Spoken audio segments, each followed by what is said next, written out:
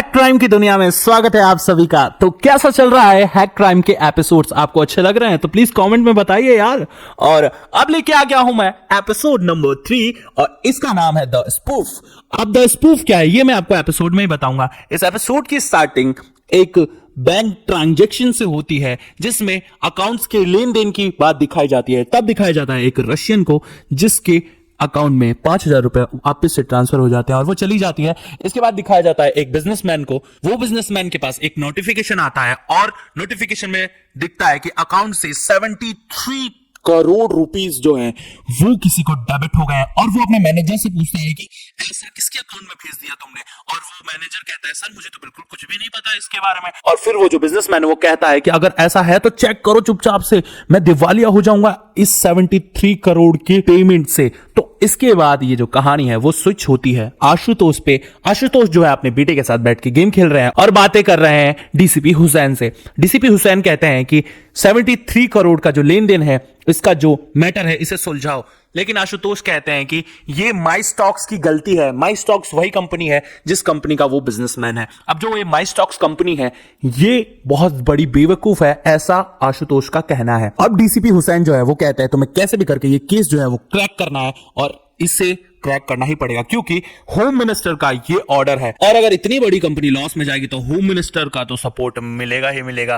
तो अब home minister के ऑफिस सारे लोग पहुंच जाते हैं, सारे हैकर्स पहुंच जाते हैं और वो माई स्टॉक्स कंपनी का बिजनेसमैन भी पहुंच जाता है। और आशुतोष कहते हैं कि इनका जो ईमेल है वो पूरा का पूरा हैक्ड हुआ पड़ा है। उसके बाद उनका मैनेजर कहता है कि लो भाई, दूसरी टीम वाले कह रहे थे ईमेल हैक्ड हुआ है और ये कुछ और कह रहे हैं। अब इसके बाद वो गुस्सा हो जाते हैं। बिजनेसमैन बोलता है कि तुम है ना शांत बैठो थोड़ी देर। आशुतोष सर आप बोलिए। आशुतोष सर कहते हैं कि इन्होंने अपनी कंपनी में ट्रांजैक्शंस 20 करोड़ से कम किए हुए हैं और यह बात हैकर जानता था, इसलिए उसने हमेशा 20 करोड़ से कम ट्रांजैक्शन किया है। इस वजह से इनको ईमेल भी आया लेकिन इनका अकाउंट हैक हुआ पड़ा है। तो इनके अकाउंट में जैसे ही ईमेल आता था वो डिलीट हो जाता था। फिर आशुतोष सर कहते हैं कि ये लोग हमसे कोऑपरेट भी नहीं कर रहे। हमने जब इनका लैपटॉप मांगा तो इनके मैनेजर ने सारा डेटा डिलीट कर दिया और फिर वो लैपटॉप भी किसी और को दे दिया। फिर वो बिजनेसमैन कहता है कि लेकिन ऐसा तो हो ही नहीं सकता, बैंक से मुझे रेगुलर मैसेज आते थे। तो फिर आशुतोष कहते हैं कि सर ये स्पूफ्ड मेल्स है जो कि आपको बेवकूफ बनाने के लिए भेजे जा रहे थे। ये बैंक नहीं,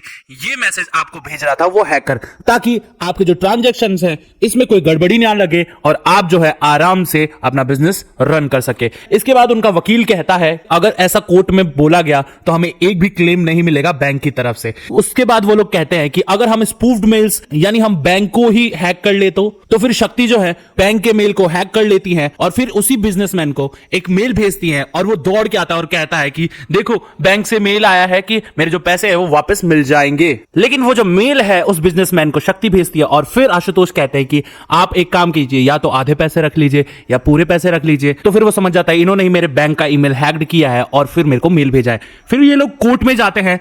कोर्ट में वकील साहब ये कहते हैं कि बैंक की तरफ से इनको कोई भी ईमेल नहीं आया। और एक बात बताइए, एक हैकर मेरे को ईमेल भेजेगा और बैंक तो भाई ट्रस्टफुल चीज है, अगर उसकी तरफ से कोई मैसेज आएगा तो मैं तो विश्वास करूंगा ही ना। वकील साहब जज साहब को कहते हैं कि प्लीज हमारा जो क्लेम का पैसा है वो हमें मिल जाए। तो जज साहब कहते हैं अच्छा ठीक है, अगर ये स्पूफ्ड मेल्स है तो आप क्या मेरे बैंक से मेरे को ईमेल भेज सकते हैं? तो वो वकील कहता है हाँ हाँ क्यों नहीं, 2 घंटे में हो जाएगा। लेकिन जज साहब बोलते हैं हम तुम्हें 3 घंटे देते हैं, जाओ और बैंक के ईमेल हैक्ड करो और फिर मेरे को मेल भेजना। इसके बाद शक्ति जो है वो हैक्ड करने लग जाती है लेकिन उससे बैंक का ईमेल हैक्ड ही नहीं होता है और फिर ये लोग केस में नाकाम हो जाते हैं। और जज साहब कहते हैं कि बैंक की कोई गलती नहीं है, ये गलती पूरी की पूरी कंपनी की है और कंपनी ही इसका लॉस सहेगी। इसके बाद होम मिनिस्टर जो है वो कहती है कि अब इस यूनिट को बंद कर दो, ये यूनिट कोई काम की नहीं है।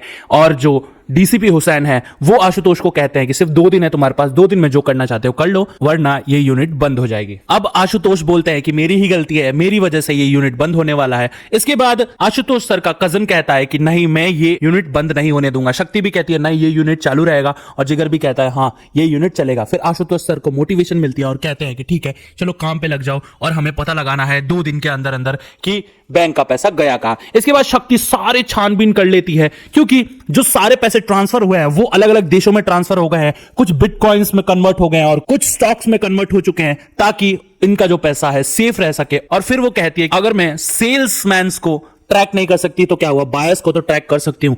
तब वो बायस को ट्रैक करने लग जाते हैं, लेकिन बायस से भी कोई भी चीज नहीं मिल पाती है। आशुतोष सर जब दूसरे दिन आते हैं तो भी उनको कोई क्लू नहीं मिलता है। इसके बाद हमारी हैकर गर्ल की परछाई उनको आके कहती है कि तू गलत जगह ढूंढ रही है उस क्रिमिनल को। इसके बाद शक्ति पहचान जाती है कि क्यों ना हम इनकी प्रोफाइल चेक करें, क्योंकि जो सबसे ज्यादा पैसा उड़ाएगा, जो सबसे ज्यादा पैसा फ्लैक्स करेगा, वो हो सकता है इस बड़े घोटाले का क्रिमिनल। इसके बाद वो लोग आशुतोष सर को ढूंढने लग जाते हैं, लेकिन आशुतोष सर बैठे होते हैं अपनी न्यू वाइफ के साथ, मतलब वो वाइफ होने वाली वाइफ होती है। और फिर शक्ति इस कहानी को एक्सप्लेन कर रही होती है और कहती है कि ये बहुत ज्यादा लकी है क्योंकि इसे आशुतोष सर जैसा पति मिलने वाला है। इसके बाद वो तीनों ढूंढते ढूंढते आशुतोष सर को कैफे में आ जाते हैं जहां पे आशुतोष सर बैठे होते हैं, और उसके बाद वो आके बोलते हैं कि हमें वो इंसान मिल गया है जिसने ये सारे मेल्स भेजे थे। और फिर ये लोग जाते हैं उस बिजनेसमैन के ऑफिस में, जहां पे देखते हैं कि उसी के कंपनी का एक एम्प्लॉय जो है उनकी तरफ से स्पूफ मेल्स भेज रहा था, और वो जानता था कि उनका बैंक जो है वो सिक्योर्ड नहीं है। इस वजह से उसने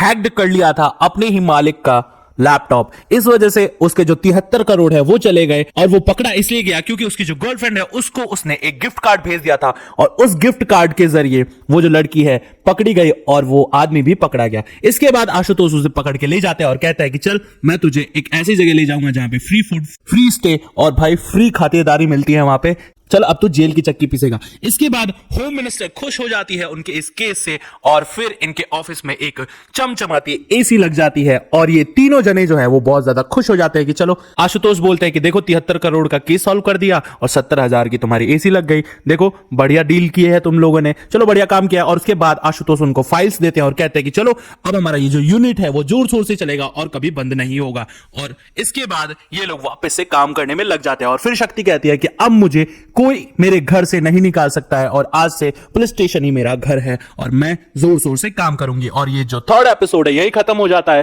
तो 4th एपिसोड के लिए आप लोग वेट कीजिए, और जल्दी ही मैं 4th एपिसोड लेके आऊंगा। ये कहानी अगर अच्छी लगी हो तो प्लीज इस वीडियो को लाइक कर दीजिए, चैनल को कर दीजिए सब्सक्राइब, और कमेंट कर दीजिए कि आप लोगों को कैसी लगी हैक क्राइम की स्टोरी।